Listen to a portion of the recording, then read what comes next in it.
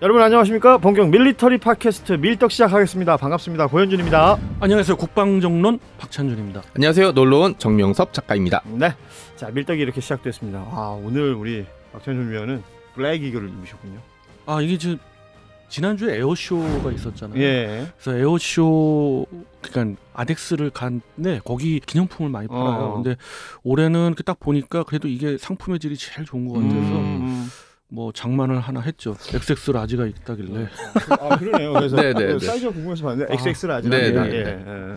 다음에 구입하실 분들은 사이즈 여기 샘플로 보시면 되겠어요. 그리고 여러분들한테 양해를 구하는데 굉장히 많이 얼굴이 탔어요. 그래서 거의 어디 갔다 왔나 싶을 정도로 탔는데. 그러니까 예비군 훈련 갔다 오셨나? 매일매일 가신 거죠? 네, 무려 4일을 갔다 왔네요. 그러니까 아덱스 4일 갔다 오신 분의 피부 상태. 네. 우리 정 작가님도 아덱스 하루 갔다 온 하루 다녀오신 분의 피부 상태. 그것도 걷다 비 오는 날. 날씨 흐린 그렇죠. 날 갔던 거고 저는 못 갔습니다. 제일 뽀송뽀송하죠. 그리고 화면 밖에 우리 김 PD님은 아덱스 이틀 가시고. 이틀 갔다 오셨고. 뭐 아덱스 관련된 저희가 컨텐츠도 준비를 하고 있습니다. 그리고 쇼츠로도 지금 관련 자료나 영상들 많이 나가고 있는데 아덱스는 저희가 다음 시간에 한번 이잡듯이 한번 뒤져보자고요. 우리 박찬준 위원이 거기서 보면서 흥분했던 시간도 있으셨을 테고, 그리고 뭔가 아쉬운 순간들도 있으셨을 테고. 흥분과 재미, 감동 이런 것들이 많았죠. 그리고 이제 피부 관리에 실패하신 내용도 있으실 텐데. 그렇습니다. 이런 내용들 아덱스에 관련된 건 저희가 다음 시간에 한번 제대로 얘기해 보도록 하고, 그 전에 저희 유튜브 채널에 뭐 이게 업로드가 되고 나면 많은 분들이 댓글을 달아주시는데 우리 정명섭 작가께서 그러니까 낯선 외국인이 댓글 단 걸 보셨다 그래요? 정확히는 인도네시아 분이고 인도네시아 분이 보라매 전투기 관련해서 얘기를 하니까 거기에 영어로 댓글을 달아서 요즘 세상이 좋아져서 구글 번역기로 번역을 했더니 인도네시아 사람들이 항상 하는 얘기 있잖아요. 우리는 기술 이전을 제대로 안 해줬기 때문에 돈을 안 내고 있다. 그래서 제가 댓글로 그러면 계약을 수정하든지 계약을 정리하든지 뭔가 얘기를 해야지 무작정 돈을 안 주는 게 맞냐. 니네들 앞으로 전투기 살 때 현찰 박치기 아니면 못 살 거다. 라고 했더니 다음에 더 길게 우리는 보라매는 개쓰레기 같은 뭐 이런 느낌의 얘기고 우린 튀르키예 칸 전투기나 라팔 전투기를 100대 장만할 거다. 칸이 보라매보다 훨씬 좋아. 그래서 제가 칸은 2030년이나 뜰 것 같은데 시간이 아주 많이 필요할 거다. 그리고 우리가 왜 유럽제나 프랑스제 전투기를 안 사는지 니네들도 한번 뼈저리게 느껴볼 수 있을 거다라는 뉘앙스였고 마지막에 제가 얘기를 해줬습니다. 그래도 저희 댓글을 달아주신 거잖아요. 그래서 행운을 빈다. 엄청나게 많은 행운이 필요할 거다. 라고 했어요. 이게 참 뼈 있는 착하신 거예요. 그러니까요. 그래도 만약 제가 봤으면 그냥 질 한마디 달고 말았을 텐데. 그래도 찾아서 얘기를 해주시니까 그래도 뭐 욕을 하거나 그러신 건 아니었으니까 정확하게 얘기를 해줘야죠. 이 에피소드를 듣고 이제 두 가지를 느꼈습니다. 우리 정명섭 작가가 착하다. 또 하나는 글로벌한 밀떡. 그럼요. 이제 더 이상 뭐 한국 안에서만 갇혀 있기에는 좀 답답하다라는 생각이 들고 댓글 남겨주신 우리 인도네시아 네티즌 우리 밀떡에게 요 말씀 좀 전해드리죠. Berlangganan suka komentar pengaturan alarm. 이거 뭐예요? 막간 욕하신 건 아니죠? 네, 인도네시아 언어로 구독, 좋아요, 알림 설정 댓글이었습니다. 그러니까 만약에 구독을 안 한 상태에서 그런 댓글을 달았다면 몹시 나쁜 거죠. 다음에 만약에 또 댓글 달리면 제가 구독이랑 알림 설정을 했는지 먼저 물어보고 답변을 하도록 하겠습니다. 중요한 얘기니까. 일타 쌍피네요. 네. 대단하시다. 인도네시아어가 따로 있거든요. 네, 물론 그 나라에서는 영어도 공용어로 쓰지만 인도네시아어 꼭 좀 부탁드립니다. 이거 눌러주세요. 자, 이렇게 세계로 뻗어가는 밀떡. 오늘 함께 나눠볼 이야기는 우크라이나 전쟁 관련된 이야기를 좀 해보겠습니다. 사실 우크라이나 전을 저희가 매번 이렇게 리뷰를 하고 있는데 사실 최근에는 이스라엘 하마스로 뭔가 무게중심이 확 옮겨간 것 같다. 아니면 미디어가 바라보는 게 그쪽으로만 바라보고 있는 것 같다. 이런 생각이 들어요. 근데 글로벌한 정세 입장에서도 이스라엘 하마스 쪽으로 많이 기울어지는 것 같은 게 워낙 충격적인 테러였고 그에 대한 중동에서 촉발하는 전쟁은 뭐 이루 말할 수 없는 확전이 될 수 있잖아요. 역학관계도 굉장히 복잡하고. 그나마 여기는 서로가 견제를 하기 때문에 조심스러운 반면에 중동 쪽은 정말 화였고 누가 조금만 불을 댕기면 팍 터지는 그런 상황이라서 터져도 크게 터지죠. 거기. 거기에 또 집중을 하게 되고 또 미국이라는 국가가 굉장히 이스라엘 하마스 쪽을 조심하면서 거기 항모 전단을 두 척이나 지중해 쪽으로 보내는 바람에 확실히 이제 무게중심이 그쪽으로 가버렸죠. 그런 면에서 사실은 우크라이나전 자체에 대한 그러니까 보도량도 확 준 것 같고요. 적어도 우리나라에서는 보도량만큼이나 이제 관심도 네네. 좀 줄어든 것 같고 그게 전황에 미치는 영향도 분명히 있을 것 같아요. 일단 눈에 보이는 영상들이 너무 쇼크였어요. 그 하마스가 기습할 때 바디캠으로 찍은 영상들이 공개가 그렇죠. 하마스 쪽도 공개하고 이스라엘 쪽도 공개했는데 그 콘크리트 장벽을 부수고 아니면 특히 그 음악 축제할 때 네. 행글라이딩 타고 들어가서 마구잡이로 사람들 학살했죠. 200명이 넘은 사람들이 죽고 학살당하고 민간인들을 예. 블랙박스 자동차 블랙박스 보면 막 끌려가고 막 숨어 있다가 끌려나가서 총에 맞고 그다음에 키부스를 공격해서 민간인들이 피해 있는 벙커에다가 알라후 아크바르하고 수류탄 집어 던지고. 그러니까요. 그리고 좀 키부츠 얘기를 하셨으니까 그런데 농장에서 노동하시는 분들이 외국 국적, 그러니까 이스라엘 그렇죠. 국적이 아닌 분들이 네. 되게 많았고 특히나 이번에 보니까 태국 국적 노동자들이 굉장히 많더라고요. 맞습니다. 그렇습니다. 네. 그래서 그분들이 지금 많은 분들이 인질이 됐고 돌아가신 분도 많죠. 예, 사망한 사람들도 네. 많고 이런 일들이 너무 아무렇지도 않게 벌어져 버렸어요. 그래요. 요즘은 뭐 미디어가 전쟁을 막 중계한다고 그렇죠, 하잖아요. 그렇죠. 그래서 더더군다나 그쪽에 신경이 쓰이고 그리고 이스라엘 군만 하더라도 세계 몇 번째 안 가는 최첨단 그렇습니다. 군대입니다. 저희도 밀떡 시간에 많이 다뤘었고 그렇습니다. 네. 그런 규모의 군이라서 어떻게 보면 우크라이나 군과는 비교가 좀 안 되죠. 그렇기 때문에 거기에 좀 관심이 더 가긴 하는데 그럼에도 불구하고 실상은 양쪽에서 전쟁이 치열하게 벌어지고 많은 군인들 그리고 민간인들이 지금도 희생되고 있습니다.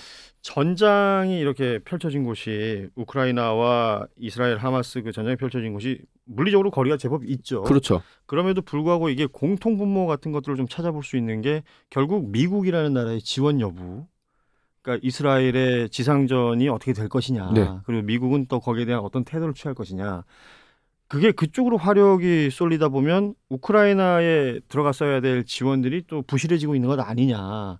뭐 다양한 이야기들이 나올 수밖에 없는데 실제 우크라이나 상황을 조금 체크를 해보자면 네. 확실히 영향이 있는 것 같군요. 일단 우크라이나에 들어가기로 했던 자원들, 뭐 155mm 포탄, 에이테킴스 이런 거 자원들의 일부가 이제 이스라엘로 돌려졌고요. 앞으로 이스라엘은 가자지구로 진입할 계획이기 때문에 그런 포탄이라든지 항공폭탄 이런 게 많이 필요한데 그 뒷배가 미국이지 않습니까? 네. 더 지원을 요구할 테니까 그 지원이 어디로 갔던 게 빠져나가겠어요. 심지어 미국 급하니까 이란에서 그 예멘으로 보내는 그 무기 밀수하는 배를 털어서 나온 무기들도 지금 계속 우크라이나에 공급하고 있는 판국이거든요. 그래서 갑자기 우크라이나가 북한chế 포탄을 쓰고 이런 일들이 벌어지고 있었는데 우크라이나 입장에서는 공세도 지지부진한 상황에서 갑자기 다른 쪽이 흩어져서 미국의 관심과 지원이 다른 쪽으로 가게 되면 더 조급해지는 거죠. 그게 결국은 제가 보기에 우크라이나가 신중하거나 그다음에 야심차게 준비했던 이 공세가 돈자되면서 벌어진 일 같아요. 그러니까 네. 예상보다 성과를 못 내는 거죠. 네. 저희가 지금 녹음을 하고 있는 시점에서는 아직까지 지상전 투입은 이루어지지 않고 있는 것이죠. 그렇습니다. 이 상황은 뭐 어떻게 변할지 모르기 때문에 저희가 이 시점 기준으로 지금 말씀드린다라는 것을 네. 다시 한번 알려드리고 그리고 정 작가님이 말씀하신 거에 조금 더 첨언드리고 언론에서 조금 안 다루거나 자세히 그 설명을 안 한 부분이 좀 있는데 그것도 아울러 말씀드리면 네. 지금 지원하고 있는 거는 이스라엘을 직접 지원한다기보다는 확전이 됐을 때의 그 탄약의 그렇죠. 부족을 대비하기 위한 거예요. 그러니까는 뭐 이스라엘이 뭐 당장 지원을 요청하거나 이런 상황은 아닌 거고요. 이스라엘 자체 군에 또 그 범위가 있었으니까. 그렇습니다. 예. 그리고 우크라이나 공세가 돈자됐다는 표현도 조금은 좀 신중할 필요가 있는 게 우크라이나 군의 역량상 그 총공세를 할 여력 자체는 솔직히 없습니다. 네. 그리고 이런 걸 예상을 했고요. 그렇지만 그럼에도 불구하고 공세가 어느 정도 더딘 이유는 시기를 잘못 잡은 거죠. 공세의 시기를 너무 늦었습니다. 공세가. 그렇기 때문에 특히 서방 나토에서 조언한 것도 있었습니다마는 너무 바흐무트를 중심으로 한 동부 지역의 어떤 그 자존심 싸움에 너무 우크라이나가 끌려 들어갔다. 지금 현재 시점에서 보게 되면 예, 그렇습니다. 그러니까는 정작 중요한 지금 헤르손 쪽에 있는 남부 지역에서의 그 작전은 진작했어야 되는데 이제 요즘 하고 있는 거죠. 최근에 이제 BBC 보도가 나온 게 있어요. 드니프로강을 건너서 러시아군 점령지로 진격한 것으로 보인다라는 있다라는 내용들은 있었는데 지금 말씀해 주신 것처럼 그 시점. 네, 맞습니다. 네. 이게 결국은 오판이다라고 얘기할 수도 있겠지만 저는 그 우크라이나 군 자체의 오판도 오판이지만 말씀해 주신 그 서방의 그렇죠. 어떤 그게 뭐 헤게모니일 수도 있고 서방의 어떤 이해가 그렇죠. 우크라이나 전장에서 고스란히 이렇게 투영되다 보니까 맞습니다. 정작 그 했어야 될 일들이 좀 미뤄져 버려가지고 맞습니다. 표면적으로는 확전을 우려하고 물론 그것도 분명히 있습니다. 네. 그렇지만은 그럼에도 불구하고 더더욱 신중했던 거는 이 전쟁을 어떻게 해서든지 서방 입장에서는 좀 미묘한 다른 시각이 있는데 그런 쪽으로 끌고 간 거고 모든 국제 정세가 그렇습니다만 힘에 의한 논리잖아요. 그러니까 힘이 더 센 쪽에 어떤 의중이 자꾸 반영되니까 결국은 장기전으로 가고 있고 우리가 예측했듯이 내년 시점에서는 어느 정도 정리가 되지 않겠느냐 이 전쟁이 그렇게 봐야겠는데 그래도 진짜 지난하고 긴 겨울을 보내야 되잖아요. 그렇습니다. 한국 전쟁으로 치면은 1952년 네, 이 정도 느낌.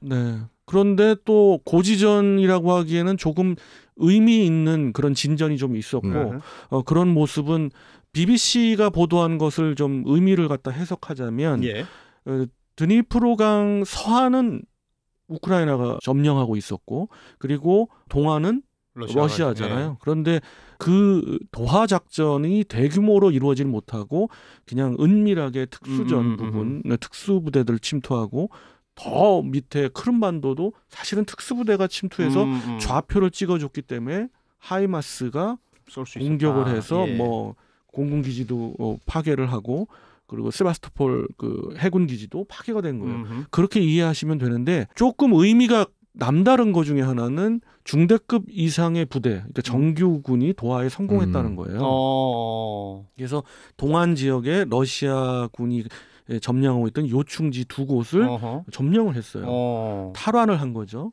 그렇게 된 그 지역이 바로 어떻게 전술적인 측면에서 보더라도 하나의 교두보가 되는 것이거든요. 그래서 좀 의미 있는 진전이다라고 보는 거고 이건 러시아도 부정하지 않더라고요. 보도에서 4km를 진격했다 이렇게 뭐 강하게 보도는 안 해도 우크라이나군이 진격해 들어왔다라는 정도는 인정을 하더라고요. 그렇죠. 자신들이 잃은 부분들에 대해서는 인정하는 내용을 확인할 수가 있는데 러시아 관련된 보도 뭐 적어도 제가 이렇게 접해본 데 따르면 전장에서의 보도보다 뭐 푸틴 사망설, 건강 이상설 뭐 이 얘기들이 먼저 나왔어요.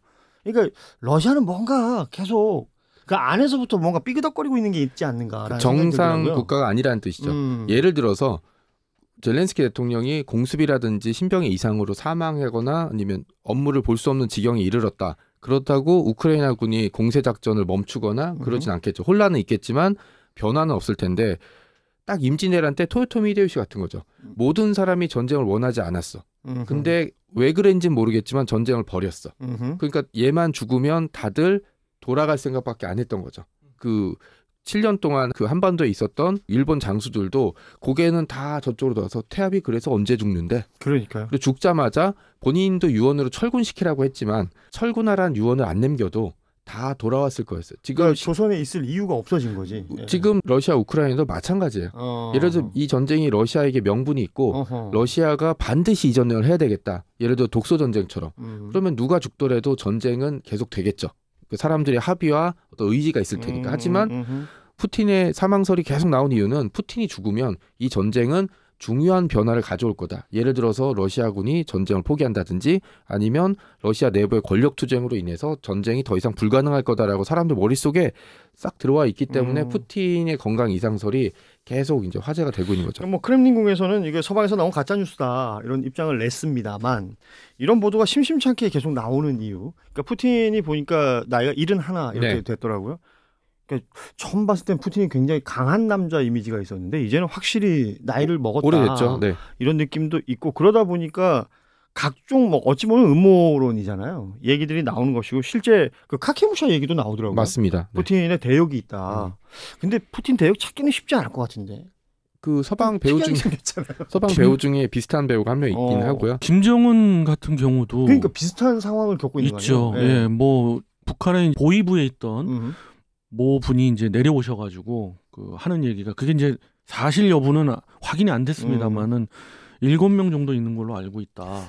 그러니까 장기 집권하고 있는 그런 뭐 국가 지도자라고 할까요? 이런 사람들에 대해서 바라보는 관점이나 시선이 좀 비슷하지 않는가? 맞습니다. 그러니까 저 사람의 어떤 유고시에 그 체제의 변화라든지 아니면 그들이 펼치고 있는 지금 예를 들어 러시아는 전쟁을 펼리고 있으니까 이게 굉장히 강한 변화들이 있을 거기 때문에 그 부분만 집중하고 있는 것들도 분명히 있는 것 같습니다. 그렇습니다. 그 아까 전쟁 이야기를 하셨잖아요. 그래서 생각이 난 건데 이스라엘 하마스전에 보면은 정말 잔혹한 그런 테러들을 보이고 또 민간인들이 구별이 안 되니까 이스라엘 쪽에서는 뭐 자기들은 서지컬 스트라이크로 공격한다고 하지만 많은 민간인이 이제 사망을 하잖아요. 사실 팔레스타인 특히 가자지구 내부에서 들려오는 이야기들은 뭐 너무 잔인무도한 상황들이 많죠. 그렇습니다. 그런데 독소전 얘기하신 그 옛날 2차 세계대전 전역의 독소전은 더 어마무시했죠. 특히 또 우리가 이 우크라이나 러시아전을 보면서 바로 이 지역 지금 하르키우라고 우리가 발음을 하잖아요. 그런데 러시아 전사로 봤을 때는 하르코프라고 아니 하르코프 전 유명하죠. 4번의 하르코프 전이 있었잖아요. 서로 도시를 뺏고 뺏기는. 그리고 그게 중요한 의미가 있었던 그 전쟁에서의 찬혹함, 뭐 죽어가는 군인이 몇십만 단위였기 때문에. 근데 그게 똑같이 벌어지고 있다는 거. 지금 21세기에. 특히 러시아는 하나도 배운 점이 없다는 거에서 참 양쪽을 두둔하는 건 아니지만 마음이 아픈 게 특히 이제 동부전선의 바흐무트 쪽을 보면 요즘도 그냥 무조건 밀어놓고 있어요. 러시아는. 이런 측면에서 방어만 하지 말고 또 공격이 최선의 방어다라는 그런 개념도 있습니다만은 그래도 어느 정도 계획을 가지고 가야지 무조건 밀어넣다 보니까 자기가 깔아놓은 지뢰밭에 뭐 전멸을 하거나 아니면 우크라이나의 수많은 참호에 있던 그들을 노리고 있던 대기갑 병력들한테 뭐 그냥 쓸려나가는. 그러니까 매몰에 완전히 이렇게 매복해 있던 우크라이나군에 완전히 당했던. 그렇습니다. 그래서 우크라이나보다는 특히 러시아가 그 2차 세계대전에 그렇게 당하고서도 변화가 안 되는 이유 중에 하나는 어떻게 보면 앞서 말씀하셨던 푸틴 같은 그런 독재자의 영향도 있다. 저는 이렇게 봅니다. 전쟁의 당위는 러시아가 처음에 이제 푸틴도 뭐 그런 얘기를 했지만 군사작전이다. 뭐 자신들이 잃은 곳을 회복하기 위해서 간다. 뭐 등등등. 전쟁의 당위는 그들이 만들지 모르겠어요. 그리고 우크라이나는 당했으니까 뭐 다시 반격하는 것이고 뭐 이런 식으로 전쟁은 펼쳐져 버렸죠. 그리고 시간이 흐른 지금의 전쟁의 당위를 찾아보려고 하니까 지금 말씀하신 러시아 쪽에서 그 전쟁의 당위를 찾기가 너무 어려워요. 뭔가 대단한 전력의 우위로 한 번에 끝낼 수 있는 전쟁도 아닌 것이고 굉장히 지지부진한 상태에서 현장에 있는 병사들이나 군은 너무나 힘든 상황인 것이고 날씨도 지금 이렇게 되어가고 그럼에도 불구하고 뭐 뾰족한 수는 없고 이거 뭐 하자는 거냐. 뭐 현장에 있는 민간인들의 그 고충이야 뭐 이루 말할 것도 없는 것이지만 이 전쟁이 그 국가 차원에서 혹은 그 국가가 그런 전쟁을 펼치고 있으면서 영향을 받는 전 세계 이 네트워크 차원에서도 너무나 소모적이다라는 생각이 전 듭니다. 쓸모없는 거죠. 그러니까요. 진짜 쓸모없었고 명분도 잃었고 그래서 우크라이나전이 장기전으로 흐르지만은 그 우크라이나전은 2-3달 사이에 끝났다란 말도 있어요. 왜? 사실상 러시아의 명분은 얻은 게 하나도 없고 그러니까 얻은 게 없고 다 잃기만 했다. 그렇기 때문에 이 전쟁은 끝이다라는 측면의 이야기도 있어요. 그렇군요. 자, 우크라이나전 얘기를 해봤습니다만 지금 이스라엘 하마스 간의 이제 전쟁 상황 속에 서로가 영향을 받을 수밖에 없는 구조고 이 상황들은 조금 더 지켜볼 필요가 있어 보입니다.